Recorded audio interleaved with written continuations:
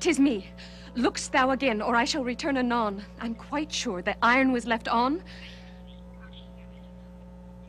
Hast thou looked again? Very well. Farewell.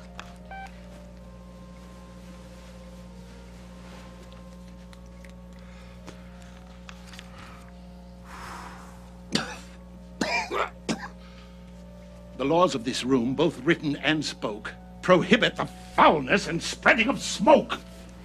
I am not healthy as when I was young. This filthy habit quite defiles my lungs. Discussion grows useless. As if there's doubt, you must needs now put the damned thing out. Your point I have taken, though rudely made, as you shall now take the point of my blade. This conflict looks to run toward violence. Now I demand of you be still. Ah! Silence! I prithee be seated.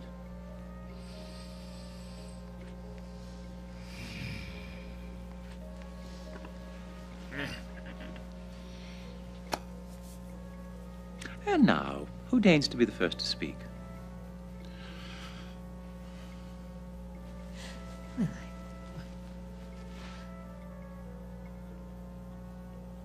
Well, where left we off when we met last week? With you, good Eculus, what truth perforce? What progress in dealing with thy divorce? Or you, bold Bulbus? To anger so prone, have you done more than seek to break a bone? Hermia, fine lady, who holds no quarter, plagued by obsessive-compulsive disorder. Good Richard, your wealth doth eclipse us all, and pray, do you yet find no joy withal? For months I have come dutifully hither. At this session I pray not to blither.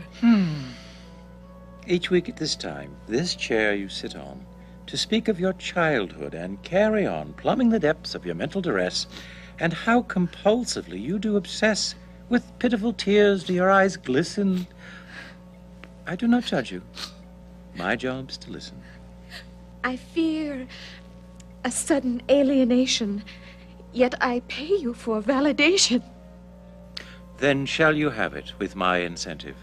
I have helped others more anal retentive. But Richard, let's start here with you at last. What steps have you stepped in the week that's passed?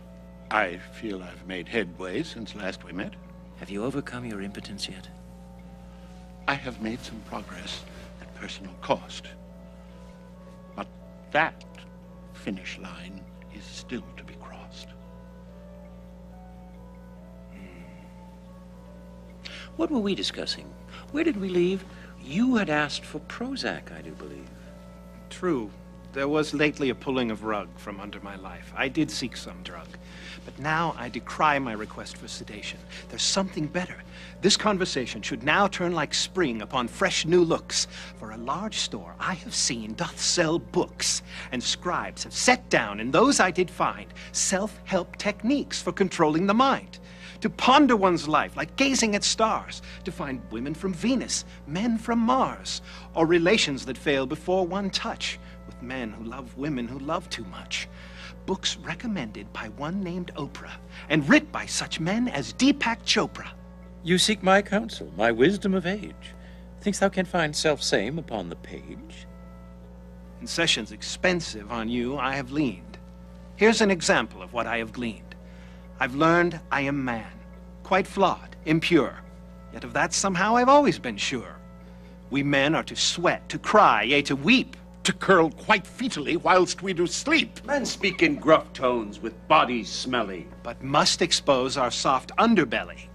You three are yet men, that can't be denied. Why must I explore my feminine side? Well, as sure as the winding of our clocks, I carry within me a Pandora's box. Other selves I have been throughout my life, cut through my psyche like some sharpened knife. I must examine, uncover, and find what lies inside, here, in front and behind. You must help me, Doctor. In You I trust to pry open these hinges locked with rust, and loose the dark demons hidden within, that I, perchance, may someday again marry, and make love unto a good wife. Then rise like the phoenix shall my sex life. I find this talk of problems deflating. More so, it's quite infuriating. Perhaps your problem, O temper so wild, is caused by your neglected inner child. 'Tis such nonsense we shouldn't belabor. More likely 'tis his inner next-door neighbor, shouting across some strange fence in his mind for tools long borrowed that he cannot find.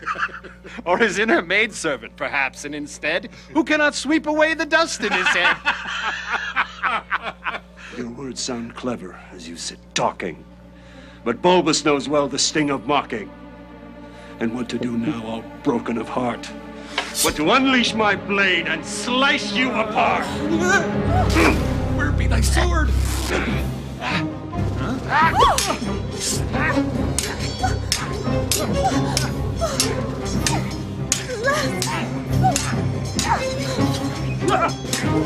Stop! Candace!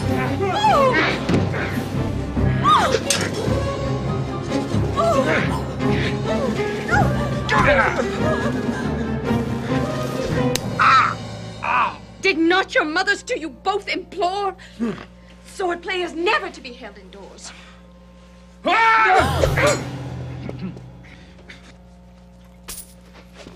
Bulbous? Zoons, I'd sooner kill him now than later. Oeculus, hold the elevator.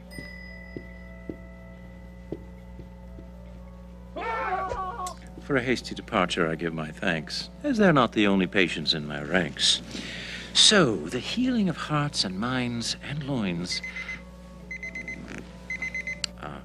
shall continue betimes. So leave your coins, for the time we spend, although stark and bleak, is over for now. I'll see you next week.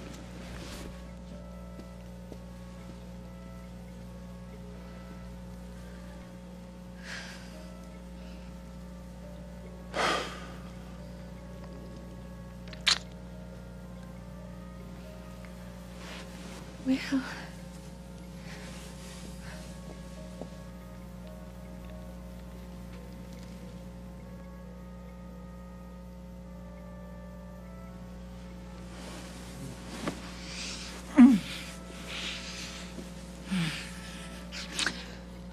of your manliness I do hold no doubt.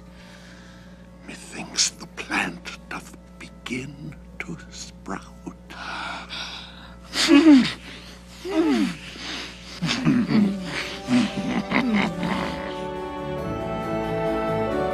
Aimee and Richard were duly wed, and spent their honeymoon fortnight in bed. Bulbous and Eculus fought with gusto, then made peace over scones and espresso. Then roommates became as their friendship grew, and there did blossom love between these two. Psychos of Therapus with help awaits, but know ye well, he hath now raised his rates.